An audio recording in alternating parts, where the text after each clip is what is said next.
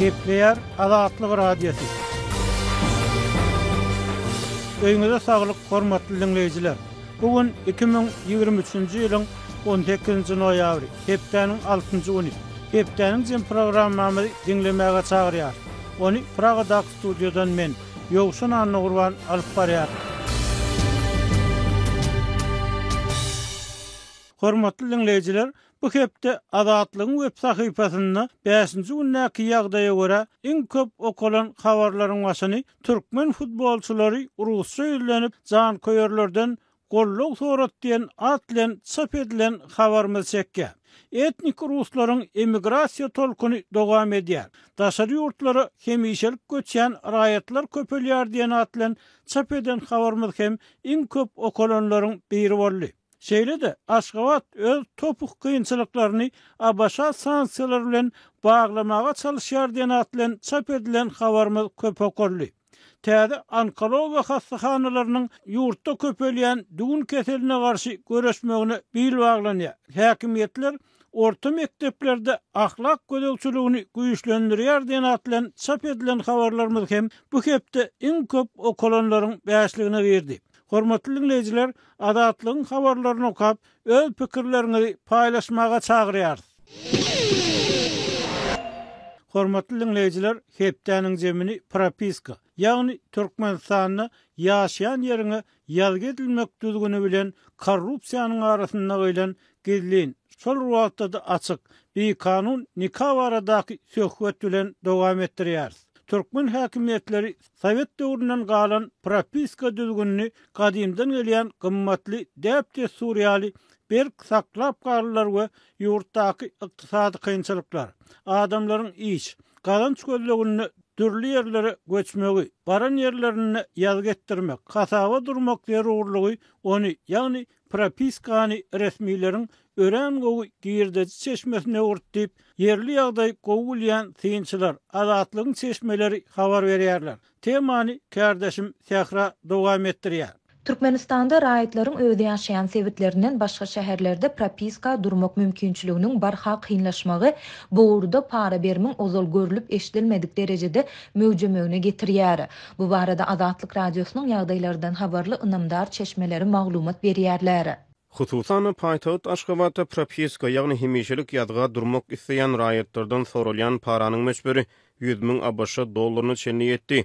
Bu tanış tapşyňa görä araça görä ütkäp bilýär. Dip çeşmämiz 16-njy noýabrda gurrun berdi. Türkmenistanda raýatlaryň hereketini çäklendirýän propiska ulgamy saklanyp galýar. Raýatyň ýaşaýan ýeriniň ýazgysy onuň pasportynda bellige alınýar. Bu talap raýatlaryň öýde ýaşaýan sewitlerinden başga şäherlerde hemişelik ýaşaýyş we iş mümkinçiligini çäklendirýär. Çeşmelerimizin tasdiklamagyna görä ýurtda propiska edinmek isleýän raýatlardan sorulýan paranyň möçberi boýunça Aşgabaty Balkan welaýatynyň Türkmenbaşy şäheri ve Ahal welaýatynyň Änew şäheri idarlaýar. Türkmenbaşyda hemişelik ýazga durmak isleýänler 10-15 000 ABŞ dollary meçberine parany bermeli bolýarlar. Änewde ýazga durmak üçin bolsa 3 000 ABŞ dollaryny bermeli. Dip çeşmämiz bellidi. Onuň sözlerine görä Aşgabatda we Türkmenbaşyda propiska durmak üçin sorulýan paranyň möçberiniň ýokary bolmagy bularda iş mümkinçiliginiň köp bolmagy bilen baglanyşykly. Türkmenistanlaryň Änew ýazga durmagy da köp isleg bildirmegi raýatlaryň bu şäheriň Aşgabatyň çägine goşulmak ähtimallygynyň bardygy barada uly umyt etmegi bilen baglanyşykly. Aslynda bu belli däl. Ýöne şonda da Balkanly köp raýat Änew propiska almagy ýykyn edýär diýip Balkanly çeşmämiz aýtdy. Çeşmelerimiziň tasdiklamagyna görä bu urda para bermiň ýokarlanmagyna raýatlaryň öz ýaşaýan sewitlerinden başga şäherlerde propiska durmak mümkinçiliginiň barha kynlaşmagy sebäp boldy. Bürokratik bökdönşükler derarly para vermedik adamlaryň tas hiç biri başga ýere, hususan Aşgabat, Türkmenbaşy we Änew şäherlerine ýazga durup bilmeýärler. Hatda Aşgabatly gyýlara öýlenen raýatlar üçin 5 ýyl garaşyp soňra paýtagatyň propiskasyna geçmek hukugy bolsa-da, olar 20 000 ABŞ dollaryny para hökmüne bermeseler ýazga alynmaýarlar. Ýöne bu parany bermäge men ýaly köp adamyň mümkinçiligi ýok. Dip mundan 6 ýyl çemesi ozal Aşgabatly gyýda öýlenen Balkanly ýaşaýjy aýtdy. Çeşmelerimiz propiska propiska meselesinin köplenç 30 adamdan ibaret Yurita Topar tarapından çözülýändigini belliýärler. Bu komissiya her bir etrapda bar. Bu topar ilatı ýazga alyş bölümüň mejlisler dalynda maslahat geçirip paranyň möçörüne göre raýaty ýazga almalymy ýa däldi barada karar çykarýar diýip çeşmämiz bellidi. Onuň tasdiklamagyna görä bu toparyň düzüminde etrap hazyetiniň, Milli Howpsuzlyk Ministrliginiň we İçeri işler Ministrliginiň yerli idaralarynyň, etrap prokuraturasynyň, Merkezi Bank etrap şahamçasynyň wekilleri bar. Türkmenistanyň konstitusiýasynyň 39-njy maddasynda her bir raýatyň ýurduň çäginde erkin hereket etmäge we ýaşajak ýerini saýlap almaga hukugynyň bardygyna kepil geçilýär. Muňa garamazdan Türkmenistanda garaşsyzlygyň ilkinji ýyllaryndan bäri saklanyp galýan propiska düzgünü raýatlaryň öz ýurdunyň içindäki hereketini ýeti çäklendirýär. Ýurt raýatlary hemişelik ýazgyda duran ýerinden başga ýerde resmi ýagdaýda ýaşap ýa işläp bilmeýärler. Bu ýagdaý köp raýaty ýurduň durly sebitlerinde hususanda paýtagtda bikanun işlemäge mejbur edýär. Galybersede Aşgabatyň häkimetleri wagtal şolsanda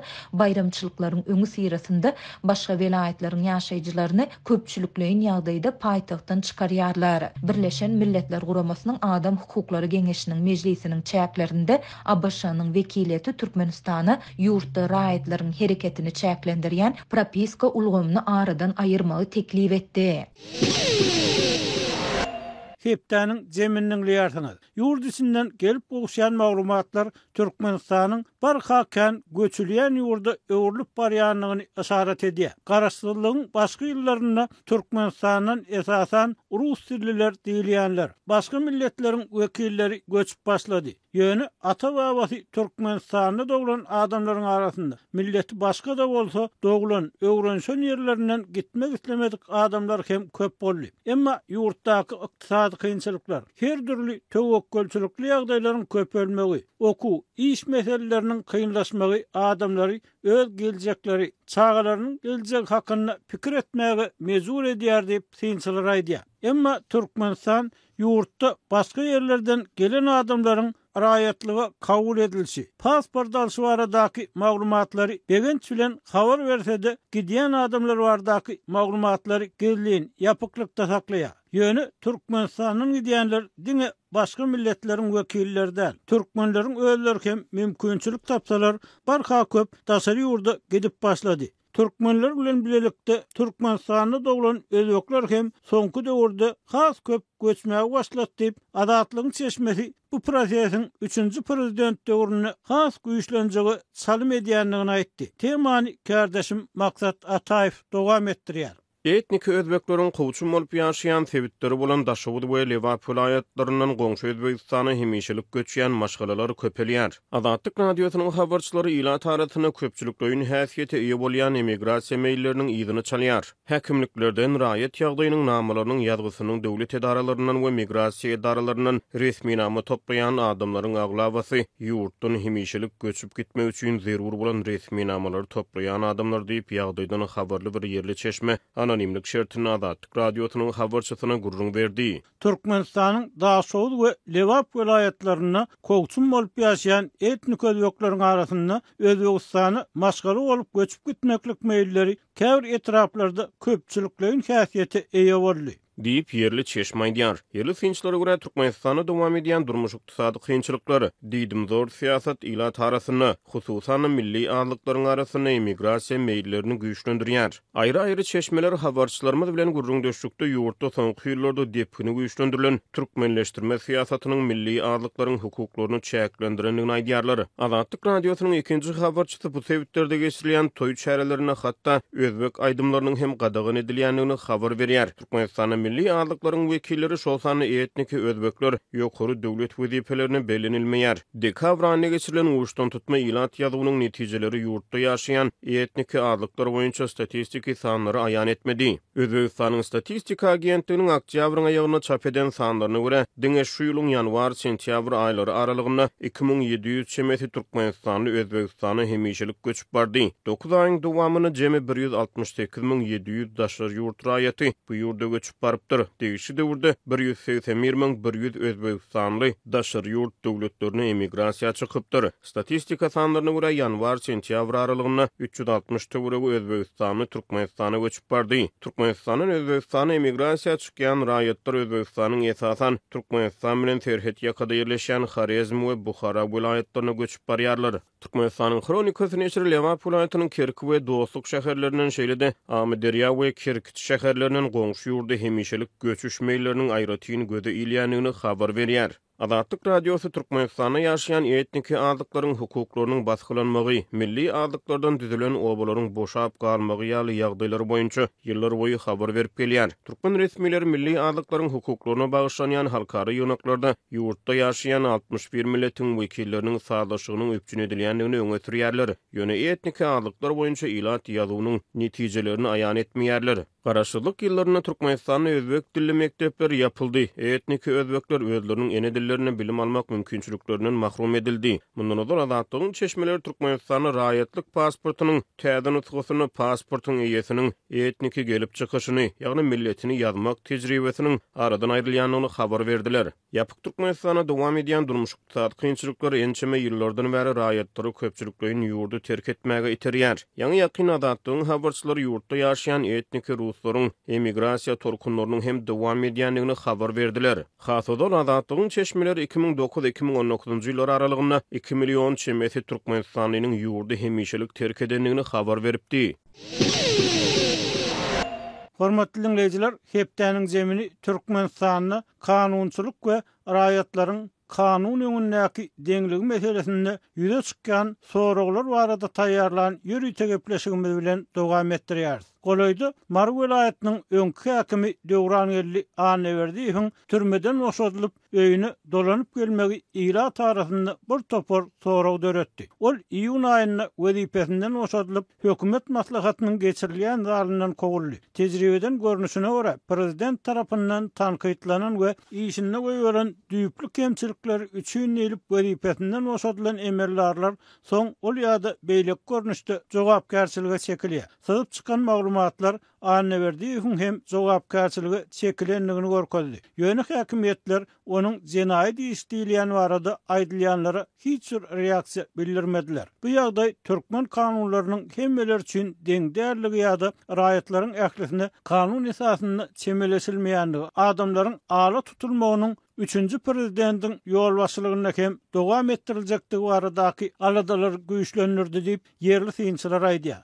Azatlyk bu ýagdaý barada ýaşul aktivist Nur Muhammed Hanaw we bir näçe raýat bilen aýry-aýrylykda söhbetdeş boldy. Anonimlik şertinde pikirini aýdan raýatlaryň tasdiklamagyna görä, Türkmenistanyň adamlaryň kanun öňünde deň bolmalygy ýa-da deň bolup biljektigi hakyny gurrun edýänini, şeýle gurrun edilse oňa ananjak kem ýok. Şeýle-de söhbetdeşlerimiz türkmen kanunlarynyň pulun, paranyň ýa-da ýokardan täsirli adamlardan gelen telefon janglarynyň öňünde gaty ejiz bolup görünýändigini bellädiler. Aýdylmagyna görä, kanunyň ejizligi ýa-da işlemezligi Türkmenistanda dören sosial gatlaklaryň arasyndaky uly tapawut, medeniýetiň ýapyklygy, kadylaryň garaşsyz işläp bilmezligi bilen bagly.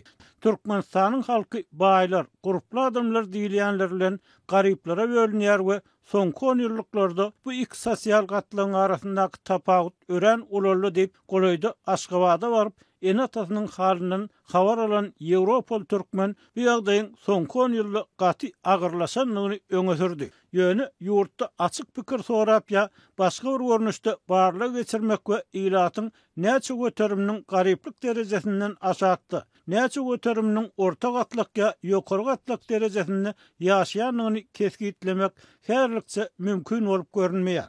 Şol wagtda ýaşaýan jaýlaryndan, münýän awtologlaryndan, tutýan toýlaryndan we beýlek çykdyjylaryndan, sowda merkezlerine, restoranlarda harçlayan pullaryndan görnüşine görä, baý ýa-da guruply hozalyklar ilatyň garyplykda ýaşaýan aglawy köplügi bilen deňeşdirilenine ören az bolup görünýär. Bu täze we has gaşan sowda merkezleri, restoranlar, toý mekanlary ýa ýokary amatlykly jaýlar gurulsa-da, olary ulanyp biljek adamlaryň gaty az boljakdygyny görkezýär diýip 35 ýaşyndaky Ýewropal türkmen adatlyk bilen söhbetdeşlikde aýtdy we bu deňsizligiň kanunlaryň dogry düzü berja edilmegine ören yaramaz täsir ýetirýändigini öňe sürdi. Adatlygyň ýerli habarçylar bilen gürleşen ýaşaýjylaryň köpüsi kanunlaryň esasan ýokary wezipeli adamlaryň gara görmezligi sebäpli işlemeýändigini aýdýarlar. Prezidentiň tokum bilen ilteşikli adamlary ýokary gatlyk, baýlar we guruply hozurluklar diýilýär. Hukuk goraýjylar baýlaryň eden islenlik eden etdiligini höge süren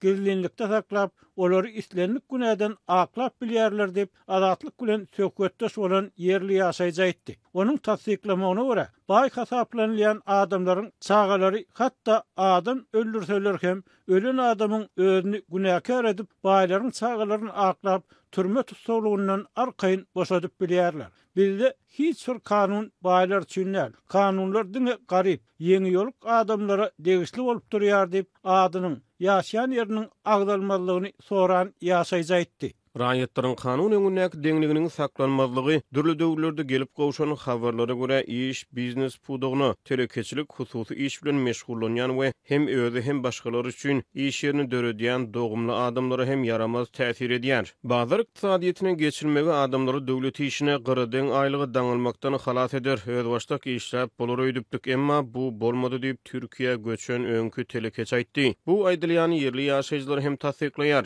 Öz işini açyp öz başda kalmakçı bolýan adamlar edýän ýa-da etmekçi bolýan işlerini şol ýokary gatdakdaky adamlar bilen ylalaşmasalar, onu olary destine ýöneköý gatdakdaky adamy käte garyp hojulugy öwürýärler, ellerinden zatlaryny pullaryny alýarlar, töhmet atyp özlerini türme tutsagylygyna uğradýarlar diýip adatlygyň söhbetdeş aýtdy. Onun sözlerine göre kanun goraýjylar baý diýilýän adamlaryň özlerine näl, olaryň beýleki maşgaly agzalaryndan, dogun garyndaşlaryndan hem gaty çekinýärler. Covid-19 döwrüne şaýat bolan ýagdaýy mysal getirsem, muny bu döwrü gören adamlaryň hemmesi tasdiklarmy diýärin. Egerde garyp adam golaýdaky kanun wekilini görmän, maskasyny suw içmek üçin aşak düşürenen bolsa, jinaýatçy tutanýaly, elini arkasyna toglap, onu polisiýa bölümine alyp gidýärdiler. Ol ýere eltilen adamlar jerimesiz sypmaýardy. Baý diýilýän adamlar bolsa asla maska dakynmady. Eger hukuk goraýjylar bir zat diýmekçi bolsa, olary kimsizip işden kowduran halatlary hem boldy diýip ýaşaýjy aýtdy. Adatlygyň söhbetdeşiniň tasdiklamagyna görä bu hili ýagdaýa düşen polisiýa işgärleriniň bir näçesi soň tanış tapyp ýangyn söndürüji bolup zordan başga iş ýerleşdi. Şeýle-de Covid-19 döwrüne toý ýa sadaka ýaly çärelerde adam üýşürmäge girdilen gadaganlyk diňe garyplara girdilen gadaganlyk boldy. Baýlara degişli bolmady. Muny häkimetler giýdäwem durmady diýip raýat aýtdy. Gadaganlygy bozup garyplar toýysa toýa baranlaryň baryny polisiýa bölümine äkidip uçdan tutma jerime ýazdylar. Olara inni toý sadaka edip adam üýşürmejektigi barada düşündürüş ýazdyrdylar. Toý bagşylarynyň käbiri çörek tapman saz gurarlaryny satmaly boldy. Emma baýlar şol döwürde hem arkaýyn toý tutup ýasyna adam ýygnap bildi. Hatda bagşysyny daň atýança aýdyma gygyrdyp şagal meslegini eden adamlar boldy. Emma hiç bir hukuk goraýjy olaryň gapysynyň baryp toýuny beset diýip bilmedi. Gaýta häkimlik işgärleri, hukuk goraýjy edaralaryň ýokary wezipeli işgärleri şol baýlaryň toýuna gatnaşdy diýip howpsuzlyk aradylary sebäpli ady ýaşaýan ýeri aýdylmaýan ýaşaýjy gurrun berdi. Polisiýa işgärleriniň baý adamlar tarapyndan urulýan ýerler hem boldy. Hiç kim hiç zat etmedi. Bolan wakany halkdan ýaşyrmaga, gizlemäge çalışdylar. Emma halkyň gözü bar. Bolan işi görenler şaýat bolanlar boldy. Bu zatlar häkimetleriň kanuny syýlamaýanyny görkezýär. Ýol başçylary bolan ynamy adaldyar diýip söhbetdeşimiz aýtdy.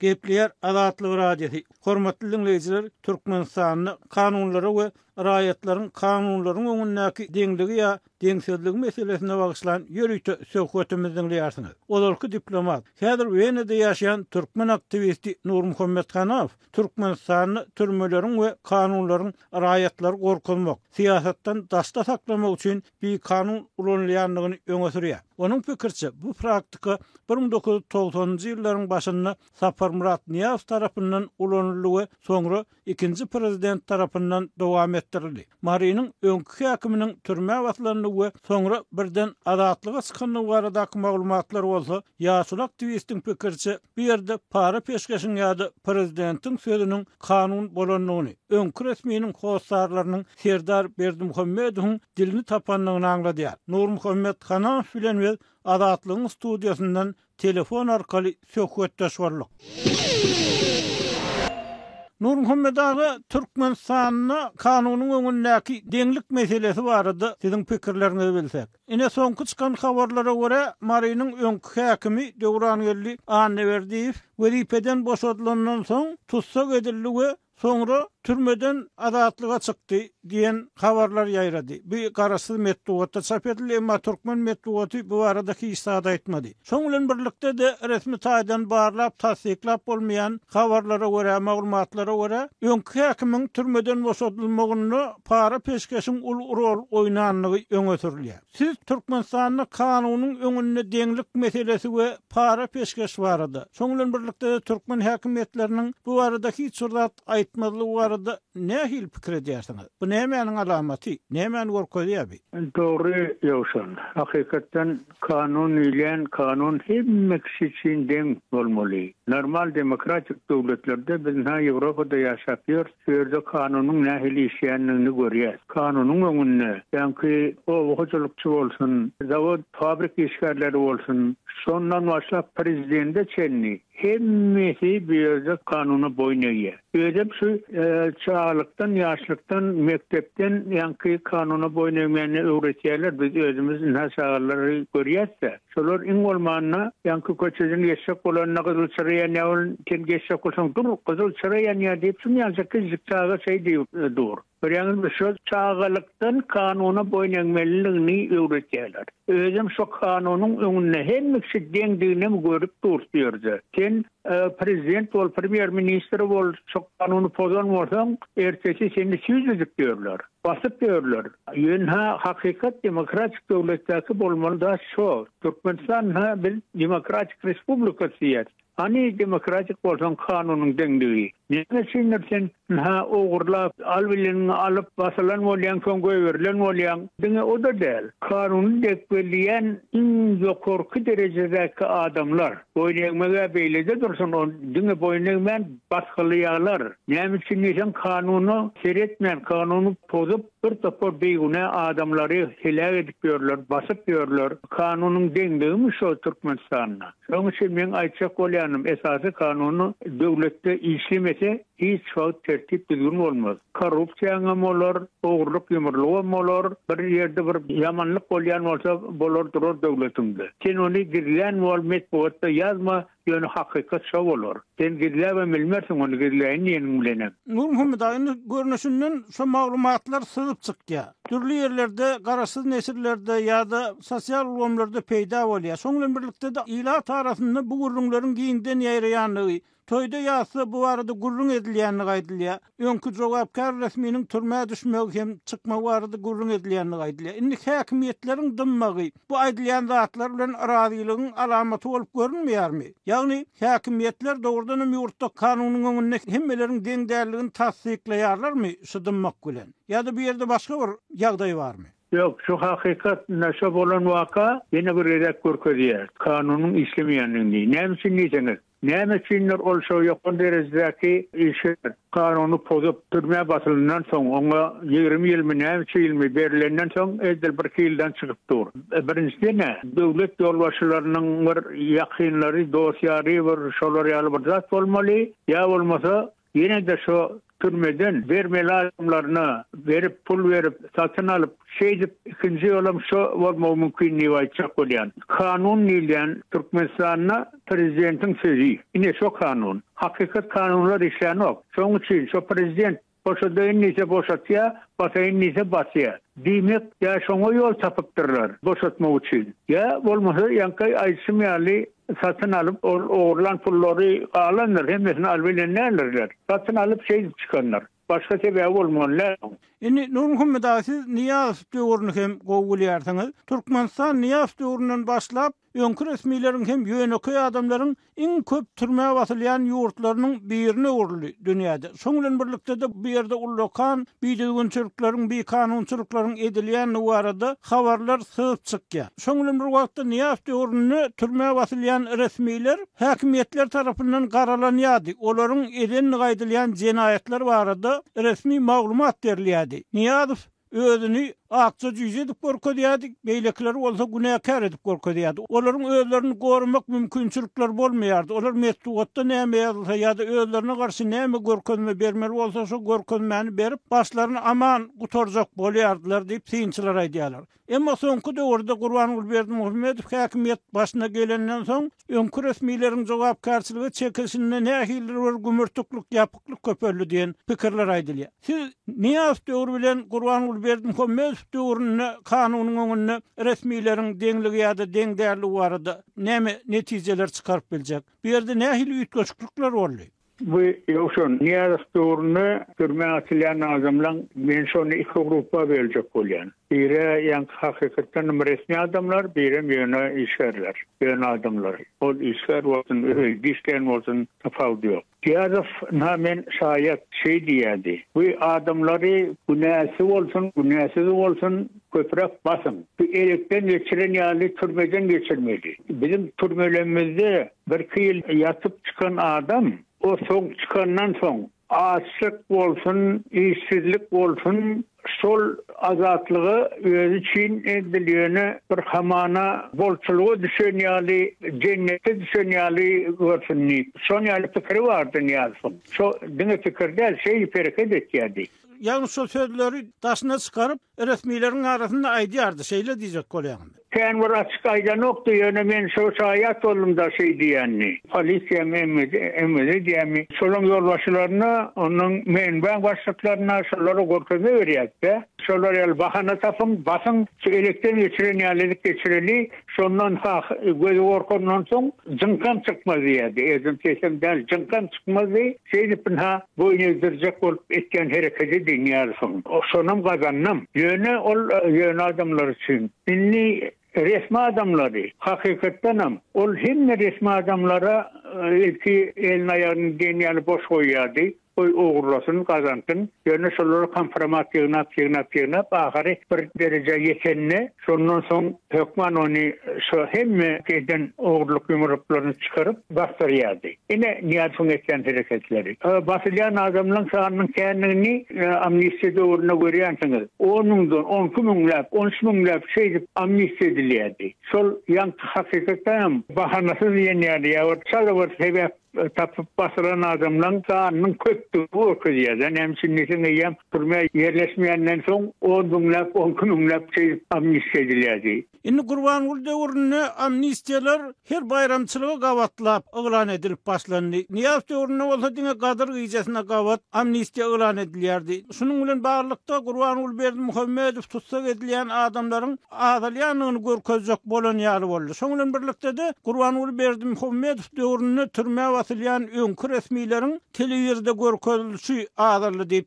synçylar edýärler. Mülük fiýal käbir adamlar ýa-da käbir ýokary hukuk jaýlarynyň resmiýleri görkezlen bolmasa telewizde beýleki türme basylanyny gaýdylýan adamlar barada hiç bir maglumatyň berilmeýäni, Gurbanuly Berdimuhammedow döwrüne öňkü resmiýleriň sessiz türme basylýanyny hakyny pikirler aýdylýar. Indi şu tapawda nähil garaýarsyňyz? Gurbanuly Berdimuhammedow döwründen ýurdun awraýyny birazjyk ýokarlanyrjak bolup şuň ýaly hereket edýärmi ýa bir ýerde başga bir sebäpler barmy? Ýok, sebebi Gurbanuly Berdimuhammedow prezident bolandan soň o ýeňe tapawutly üýtgeşik kanun meselesine gel adamları basmak, amnistiye etmek meselesi hem taraflayın Niyaz'ın alıp barayan yolunu devam edecekti. Başta etti, sonra hakikaten yerine getiriyordü. Oldu devam ediyordü. Şoň üçin Niyaz hakikaten diňe gadyr gyjasynda amnistiýa etýäniň tany köp bolan soň o göze görselýär. Sol görmesin diýip azawlukdan ýylyň dowamyna her bayramçylykda bir